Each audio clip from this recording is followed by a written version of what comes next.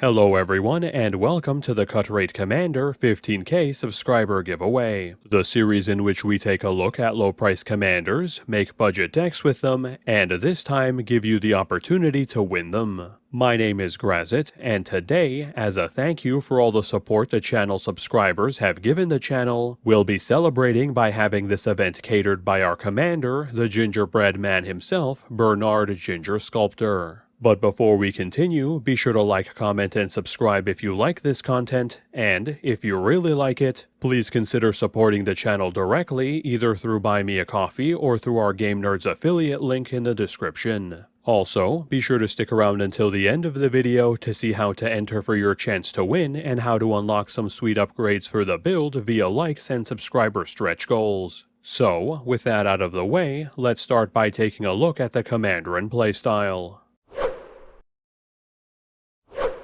Brenard Sculptor is a 3/3 human artificer that costs 1 and Bant and has the following 2 abilities. Firstly, each creature we control that's a food or a golem gains +2/+2 and a trample. And secondly, whenever a non-token creature we control dies, we may exile it. If we do, we create a copy of that creature, except it's a 1/1 food golem artifact creature in addition to its other types, and has pay 2, tap it and sack it to gain 2 life. Breaking down his core stats, Brenard is sporting a mid-weight CMC, a slightly below average stat block for his cost, and a pair of abilities focused around turning our creatures into cookie versions of themselves upon their demise, and then empowering both them and any other food creatures and/or golems we happen to be running.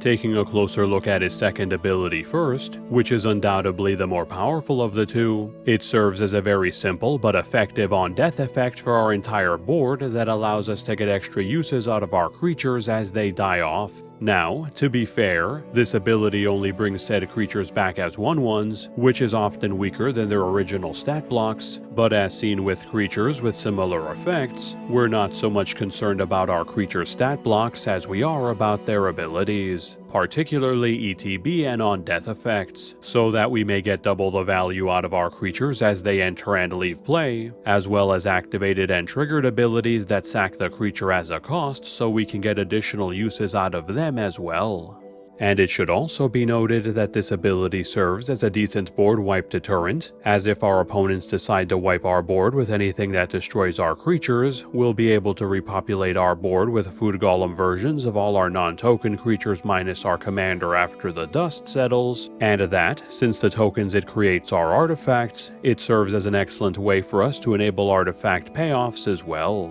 This then pairs very nicely with his first ability, which helps bolster the 1/1 food golem copies he creates into 3/3 tramplers, and provides any other food creatures and/or golems we happen to be running in the 99 with a sizable stat boost and trample as well, so they can hit even harder and crash through blockers. So, as we can see, Brenard is a commander that's all about turning our creatures into 1/1 food golems as they die off, to both get additional uses out of their abilities and to empower them alongside any other food and/or golem creatures we happen to be running so they can hit even harder. Which is why we'll be taking this build in a self-sacrifice golem-themed direction in order to make the absolute most out of both of Brenard's abilities for maximum value.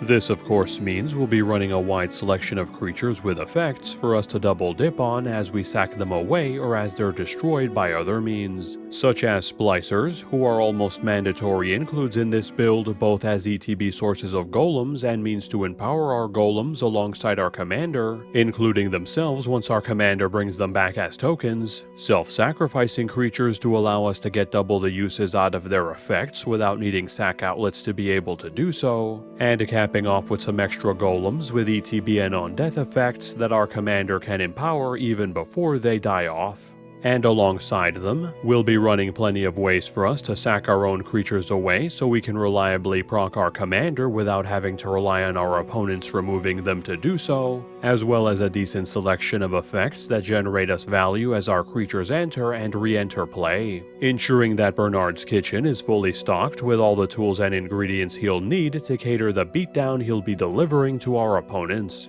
So let us make our way back to the plane of Eldraine and to the kitchens of our commander, Brenard. It is here that we'll find him using his culinary skills and his mastery of artifice to create his specialty, gingerbread golems, which he makes in hopes of spreading some cheer and happiness with his whimsical creations as his plane recovers from the Phyrexian invasion. But despite his kindly and harmless appearance, it would be wise not to take this man lightly, as his creations appear to be more than just fantastical confections. Just ask the knights that found him when searching for survivors after the final Phyrexian attack, and they'll tell you that despite all the destruction, Brenard and his bakery were completely unharmed, with the only sign of damage being dozens of mangled bodies of dead Phyrexians and what appeared to be broken gingerbread men littering the property.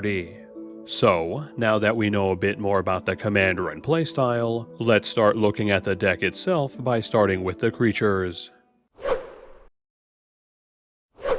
Opening with our creature base, which is going to be our largest category in this build, we'll be focusing most of our efforts here on loading up on creatures with ETB and self-sacrifice themed effects that our commander can double up on that complement our creature-heavy and golem-themed playstyle. For example, we'll be running Blade Splicer, Master Splicer, Vital Splicer, Wing Splicer, Sensor Splicer, and a Darksteel Splicer, as both ETB sources of golem tokens for our commander to empower, and as passive ways to empower all our golems with their additional effects, which they'll later benefit from themselves as we turn them into golems, along with the legendary Splicers Malcator Purity Overseer and Ichtekic Salvage Splicer, who generate even more ETB golem token creation and who provide the build with even more support via either passively growing our board with more golems as we create or cast artifacts, or by empowering our existing golems as our artifacts are destroyed by our opponents or we sack them away ourselves for value. And then staying on the golem game plan for a moment, we'll be adding in Solemn Simulacrum as a typically solid source of value via its ETB land ramp and on-death cantrip that becomes even better here as we double up on its effects while powering it up, and Meteor Golem as a decent ETB source of permanent destruction that, while expensive, becomes more playable here thanks again to removing 2 threats for the price of 1 alongside our commander. Then moving away from golems and onto some generically good ETB effects that we'll be slotting in, we have Eternal Witness as a simple but effective way for us to get our resources back from the bin, Coiling Oracle as either an ETB land ramp source or a cantrip for us to use to speed up our mana base or dig for more resources, and Raise Forerunners as an ETB overrun style effect for us to perform alpha strikes with, and Foundation Breaker, Muldrifter, and Aether Snipe as creatures that will never be hard casting thanks to Evoke, which not only makes them cheaper to cast, but also immediately sacks them to proc our commander, re-triggering any ETB payoffs we may have, and instantly reusing their ETB removal and draw respectively. Then pivoting slightly to some more proper self-sacking creatures, we'll be adding in Selfless Spirit, Dauntless Escort, Linvala Shield of Seagate, and Boromir Warden of the Tower to our ranks as means to protect our entire boards from removal, as each of them can sack themselves away at no mana cost to provide our entire board with AoE indestructibility, making our boards incredibly hard to break considering each of them can protect against 2 wipes so long as our commander's in play, and the latter 2 provide additional upside by either providing AoE targeting protection instead, or by passively countering any manaless spells our opponents attempt to cast to hard counter certain strategies. And then to wrap up our self-sacking creatures, we'll of course be running Sakura Tribelder as a very reliable source of land-based ramp that gets 2 basics into play for us for only 2 mana alongside our commander to considerably speed up our mana base, and Rootwire Amalgam as another golem that, if we hardcast it, we can sack away to create a 21/21 golem alongside Brenard and then sack away again to create a 9/9 if we need to, both of which then get empowered by our commander with a +2/+2 stat bump and a trample to make our board state even more threatening. Then from there, we'll be adding in the Legends Prime Speaker Vannifar and a Jalira Master Polymorphous to our creature lineup as ways to sacrifice creatures that are unable to sack themselves. The former by trading them out for another CMC +1 higher creature from our deck to help improve consistency, and the latter by turning them into a random non-legendary creature from our deck instead to allow us to further build up our board with even our tokens if we need to. Both of which we can use on our opponent's turns to help the creatures they bring into play dodge removal and give them pseudo haste as well. Then briefly switching gears to the extra golems we'll be adding to the build to be empowered by our commander, we have Golden Guardian as an initially decent way for us to destroy our own creatures via its fight effect to trigger our commander's token creation, that we can later transform into Goldforge Garrison via its own fight effect or by sacking it through other means, to both ramp us and to serve as a way for us to create even more golem tokens for our commander and splicers to empower. Bronze Guardian as a means for us to provide all our golems with soft targeted removal protection via its AoE Ward 2. That's also a decent beatstick in its own right thanks to its power scaling based on our artifacts and its built-in double strike, which only gets better alongside the stat boost and trample Bernard provides it with. Cradle Clearcutter as a serviceable on-theme mana dork that we can prototype out early to help speed up our mana base, which we can later tap for 3 when our commander comes down, or that we can tap for 3 or 5 mana instead if we hardcast it. And lastly, Triplicate Titan as a top-end golem that serves as a massive evasive beatstick that creates even more golems on death for us to empower. And then to take advantage of all the creatures that will be entering and re-entering play, we'll be slotting in the Legends Samwise Gamgee and Peregrine Took as ETB payoffs that create food tokens as our creatures and food golems enter play, as well as ways for us to weaponize our food by turning them either into recursion or draw. Lashiel Clockwork Scholar as a repeatable source of card advantage as we create our food golems or summon our artifact creatures that also make said creatures immune to damage when they crack in as a bonus, and Garruk's Pack Leader as another source of repeatable card advantage that, unlike the previous entry, is not limited to once per turn and will conveniently proc every time our commander creates a food golem thanks to his anthem having them come in as 3/3s. Then from there, to empower our wide board states of golems even further, we'll be adding in the Legends, Badim Consul of Innovation, and Chalet Voice of Plenty to provide targeted removal protection to our entire board via their AoE hexproof. The former doing so only for our artifacts, but potentially can draw us an extra card each turn and can protect himself once we turn him into a golem, while the latter does so for all our creatures except herself, and can also load up our board with +1/+1 counters if we have the mana, alongside Urza, Prince of Krug, who serves as yet another artifact lord to further empower our golem stat blocks alongside our commander, on top of allowing us to create even more copies of our golems by pumping mana into him. And finally, as the last of our creature entries, we'll be running Shimmer Dragon as a repeatable way for us to turn our golems into card advantage that's often untargetable itself thanks to our high volume of artifacts, and Avacyn's Pilgrim and Llanowar Elves as a pair of low-cost mana dorks to help speed up our mana base in the early game, which in the later game we can sack to our Sac Outlets to generate value and proc our commander. That covers all our creatures, so let's move on to our instance.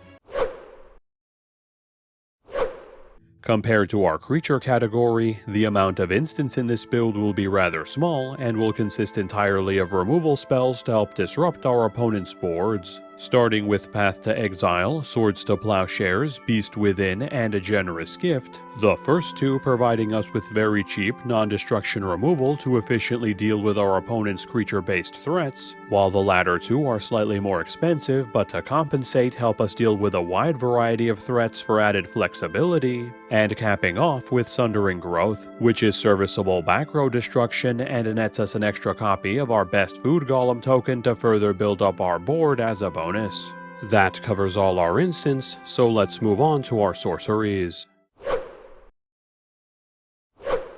Beginning with the sorceries we'll be using to improve our mana base, we'll of course be running Farseek, Nature's Lore, Rampant Growth, Cultivate, and Kodama's Reach as staple green land ramp sources to help speed up and fix our colors to ensure we can get to our higher CMC spells quickly and reliably. Then, as additional ways to sack our creatures away for value, we'll be adding in Neoform and Eldritch Evolution to give us even more ways to turn our creatures in play into higher CMC creatures from our deck, improving our consistency even more alongside our other pod effects to ensure we can reliably get to our most powerful ETB effects and payoffs without having to solely rely on drawing into them. And lastly, we'll be slotting in Organic Extinction as our only other sorcery, serving as a way for us to clear the board that dodges all our golems and turns our non-artifact, non-token creatures into golems if our commander's in play, leaving us with a board state after the dust settles while our opponents are typically left with nothing.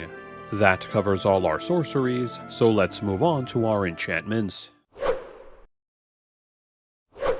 Opening with a pair of enchantments that care about creatures entering play to generate us value, we'll be running both Elemental Bond and Tribute to the World Tree as repeatable sources of card advantage, each proccing whenever we create a 3/3 food golem alongside our commander, or whenever we cast our power 3+ creatures, ensuring we'll almost never run out of resources so long as we keep building up our board state, and the latter also empowering any low power creatures we summon via +1/+1 counter distribution as a bonus. Then pivoting to some enchantments that care about the tokens we create, we have Primal Vigor making it into the final build as a passive way for us to get double the amount of tokens out of our commander and all our other token creation sources for double the board presence, Growing Ranks as a passive way for us to get an extra copy of our most powerful golem token each turn, and Court of Vantress as yet another way for us to get extra copies of our artifacts, as well as enchantments, into play each turn if we can hold on to the Monarch it gives us, which we should be able to do easily thanks to the massive and resilient board states we're capable of creating.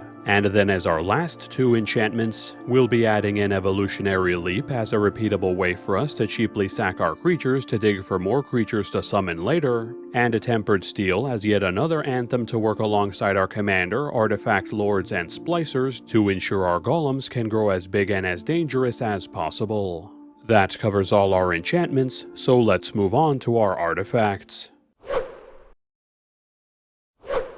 As usual, we'll be kicking off our artifact entries with some mana rocks in the form of Soul Ring and Arcane Signet, both of which are near auto includes to help speed up and/or fix our mana base alongside our green land ramp sources. And then in the latter half of this category, we'll be adding in Ashnod's Altar as another piece of ramp that also serves as a free repeatable Sac Outlet for us to easily trigger our commander's golem creation while speeding up our mana curve, and Witch's Oven as a dirt cheap once per turn free Sac Outlet to again enable our commander, and to continually create food tokens for us for our various artifacts and food matter payoffs to take advantage of. That covers all our artifacts, so let's move on to our Planeswalkers. Joining us as our lone Planeswalker in this build, we have Vivien on the Hunt, which will be running almost exclusively for her first ability, which serves as yet another Birthing Pod-like effect that we can repeatedly use to sack our creatures in play for higher CMC creatures from our deck. That said, her other abilities can still be useful to us to both draw into more creatures with her +1, or build up our board presence even further with 4/4 tokens via her -1, ultimately enabling her to give us some additional utility outside of her pod effect. That covers our singular Planeswalker, so let's move on to our land base. Quickly going over our mana lands, we'll be running Command Tower and Seaside Citadel as lands that give us access to all our colors, Exotic Orchard as a land that taps for most if not all our colors off our opponent's lands without coming into play tapped, the Battlelands Canopy Vista and Prairie Stream as dual lands that also come into play untapped and have basic land types to make them fetchable by our non-basic land ramp sources, the Reveal Lands Fortified Village, Port Town, and Vineglimmer Snarl as more dual lands that generally come into play untapped, thanks to our large number of basics, the land-type tap lands Idyllic Beachfront, Radiant Grove, and Tangled Islet as some slower duels that we're running primarily due to them being fetchable thanks to their basic land types, and lastly, Croson Verge as a non-basic land ramp source that, while slow, takes full advantage of our various dual lands with basic land types to consistently give us access to all our colors from our land slot. Then, as the singular utility land will be running, we have High Market, which gives us one last sack outlet for us to use to enable our commander from the relative safety of our land slot that gives us some incidental life gain as we use it. And finally, we'll be running 7 plains, 6 islands, and 10 forests as our basics to close out our land base. So, now that we've covered all the cards in the deck, let's take a look at this deck's breakdown.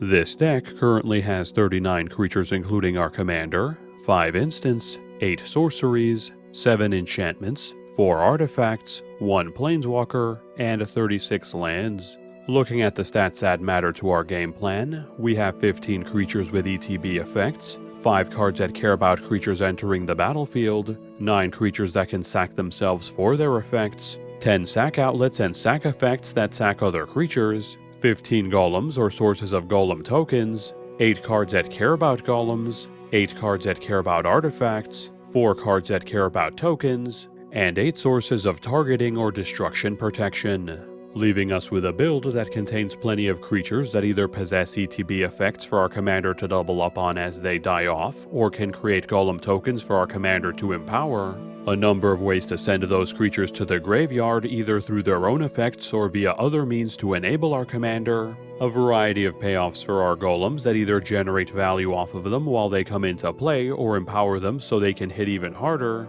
and capping off with a solid selection of defensive options to ensure our golem army can stick around for as long as possible. For general deck stats, we have 15 ramp sources, 9 card draw sources, 8 targeted removal sources, and 1 board wipe. Our ramp being slightly higher than usual to help compensate for our slightly higher than average mana curve, while our draw and removal are slightly lower than normal in this build due to our variety of pod effects easily allowing us to tutor them up whenever we may need them. Then looking at our mana curve, we have 6 1-drops, 11 2-drops, 17 3-drops, 14 4-drops, 7 5-drops, 4 6-drops, 2 7-drops, 1 8-drop, 1 9-drop, and 1 10-drop, giving us a mid-weight curve in which we'll be aiming to ramp hard in the early game, building up our board with ETB and self-sacrificing creatures alongside sack outlets as we do so, and, once we have a decent board state set up, dropping in our commander so we can begin sacking our creatures away with impunity,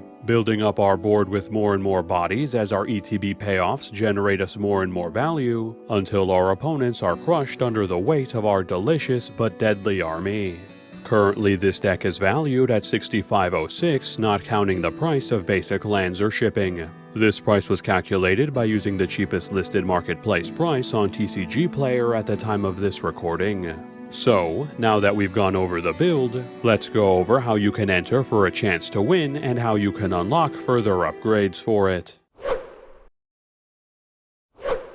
So, in order to enter this giveaway, all that you need to do is be publicly subscribed to the channel and leave a comment on this video with the hashtag Grazzet15k giveaway. Then, on November 15th, one randomly selected subscriber comment with that hashtag will be selected as the lucky winner, which we'll be announcing on the following day. Now keep in mind that each subscriber can only enter once with this hashtag as duplicate entries will not be counted, and if you need to know how to publicly subscribe to a channel, I've also included a link in the description that shows you what you need to do. The winner will then have 1 week to contact me at the email address below and in the description of this video, after which we'll have them verify their identity, and, once that's done, we'll then ship them their prize anywhere worldwide. And in the event that the announced winner does not reach out within the week, we will do a redrawing and go through the process again until the prize is claimed. So please keep an eye out for the winner announcement video so you don't miss your chance to claim your prize if you're the lucky winner. Also, it should be noted that last time we ran a giveaway, we had scammers attempt to reach out to people in the comments claiming they had won midway through the giveaway. So please be aware that I will not be asking anyone in the comments to contact me before the drawing on November 15th, and even then, it will only be to the email in the description. So please be wary of scammers, even if it looks like they're using my avatar and have a similar name. Now, as is tradition, we'll also be including a variety of stretch goals for both likes on the video and for new subscribers to the channel to unlock some additional accessories and upgrades to the deck itself, all of which will be included in addition to the base deck so that the winner can mix and match as they see fit, though I will be providing my personal recommendations as to what to cut for them as we reach them. Starting with the like stretch goals first, if we're able to get this video to over 100 likes, we'll unlock a 100 count pack of Dragon Shield sealable perfect fit inner sleeves to provide some solid protection against most types of damage this deck may encounter on the game table. Then at the 250 like mark, we'll unlock a 100 count pack of Dragon Shield matte black protective sleeves to pair with our inner sleeves, bolstering our deck's defenses even further against the worst Cheeto dust and spilled drinks Commander Knight can throw at us. And then if we're able to reach the 500 like mark, we'll also unlock a Dragon Shield playmat to give the lucky winner a stylish, on-theme surface for them to play on when they bring this deck to the table. And lastly, if we're able to get this video all the way to 1k likes, we'll unlock a Dragon Shield Nest Plus deck box to complete our Dragon Shield accessory suite and to transport our newly sleeved up deck in style. Then moving on to our subscriber stretch goals, we'll be following the same formula as our previous giveaways by unlocking a new upgrade to the deck for every 100 subscribers that we hit before the date of the drawing. So, starting at 15.1k subscribers, we'll begin by improving our mana base by exchanging the Reveal land Vineglimmer Snarl for the check land Hinterland Harbor, which comes into play untapped more reliably thanks to our decent selection of land ramp sources. We'll then continue this trend as we hit 15.2k subscribers by replacing Port Town with Glacial Fortress to speed up our mana base even further. Then to complete the trifecta, at 15.3k subs, we'll be trading out Fortified Village for Sunpetal Grove to wrap up our Reveal land to check land conversion. We'll then be reaching our first creature upgrade at 15.4k subs, where we'll be swapping out Golden Guardian for the recently reprinted Orin Frostfang, forcing our opponents to either trade with our creatures as they swing in thanks to granting them Death Touch and proccing our commander when doing so, or letting them through for damage and letting us generate card advantage as they connect. The 15.5k subscriber milestone will then see an upgrade to our removal package by exchanging Aether Snipe for the considerably cheaper Haywire Might, which still provides excellent non-destruction backer removal for only a fraction of the cost. Then at 15.6k subscribers, we'll be making a quality of life upgrade to our ramp package by exchanging out the basic land ramp tutor Rampant Growth for the non-basic forest tutor 3 Visits, helping us improve our mana base's consistency even more. The 15.7k subscriber mark will then see a change to our mana dorks as we swap out Avacyn's Pilgrim in favor of Birds of Paradise, giving us access to all our colors instead of just one for the same mana cost. Then, at 15.8k subscribers, Coiling Oracle will be losing its spot to Academy Manufactor, which tacks on ramp and draw in the form of treasures and clues for every food golem we create to generate us even more value. And then at 15.9k subscribers, we'll be returning to land swaps as we terraform Tangled Islet into Spara's headquarters, again improving the mana our lands can produce with one that's fetchable by all our non-basic land ramp sources. Then, if we're able to crack the 16k subscriber mark, we'll be exchanging out our other 1-drop mana dork, Llanowar Elves, for the much improved Noble Hierarch, who provides access to all our colors for the same mana cost to further improve the build's consistency. The 16.1k subscriber milestone will then see us trade out Dauntless Escort for Curiosity Crafter, helping us generate more card advantage as our golems crack in for damage on a body that we can easily fetch up with our pod effects. And speaking of pod effects, the 16.2k subscriber mark will see us replace Jalira Master Polymorphist with a one and only Birthing Pod, giving us access to the OG pod effect that we can repeatedly use on our and our opponent's turns to cheat creatures directly into play while proccing our commander. The 16.3k subscriber milestone will then bring us yet again to land upgrades as we exchange the tap land Idyllic Beachfront for the shock land Hallowed Fountain, helping us speed up our mana base even further with a land that's still fetchable by a good portion of our land ramp sources. We'll then stay on this trend as we reach 16.4k subs by replacing our last tap land, Radiant Grove, with a Shockland equivalent, Temple Garden, providing one last boost to our land base. We'll then be switching back to creature upgrades if we're able to reach the 16.5k subscriber mark by swapping out Growing Ranks with its creature counterpart, Nesting Dovehawk, which is fetchable by our pod effects, can proc on the turn it comes down, and, when we turn it into a golem, can make copies of itself to populate even more. The 16.6k subscriber mark will then continue our enchantment for creature swaps by replacing Tempered Steel with Adrix and Nev twin casters, who serve as another token doubler, this time on a body, for us to get double the golems as our creatures die off or our splicers ETB. Then at 16.7k subscribers, we'll be cutting the finisher and raise forerunners for the newer, even better finisher, Moonshaker Cavalry, which provides an even bigger AoE stat boost that scales off the creatures we have in play, and, on top of that, makes all our creatures evasive to dodge blockers altogether. The 16.8k subscriber mark will then see us refine our Sac Outlets by scrapping Witch's Oven in favor of Phyrexian Altar, which serves as a free and repeatable Sac Outlet that generates colored mana for us to cast additional spells with as we proc our commander. Then, upon reaching 16.9k subscribers, we'll be replacing the legend Padim Console of Innovation for the superior legend Mondrak Glory Dominus, who is yet another token doubler on a body for us to tutor up, while also serving as a repeatable Sac Outlet to help proc our commander while protecting herself from destruction. And lastly, if we're able to reach all the way to a staggering 17k subscribers during this giveaway, we'll be swapping out Castle Vantress for Parallel Lives to give us one last way for us to double up on all our tokens, ensuring that with every one of our creatures that falls, at least 2 cookie versions of it will rise up to take its place.